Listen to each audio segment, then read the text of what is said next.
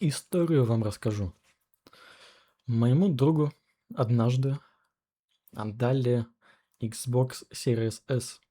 Не подарили, не дали поиграть на какое-то время, именно отдали бесплатно, запечатанный, то есть прямо с магазина или типа того.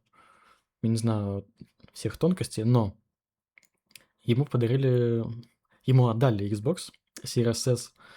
У меня был день рождения на кону. Я об этом узнаю и говорю: "Чувак, слушай, у меня тут день рождения как раз. Не мог бы ты мне подарить этот Xbox?"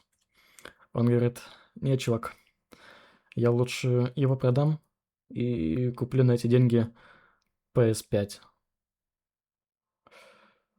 Как можно быть такой мразью, я не понимаю.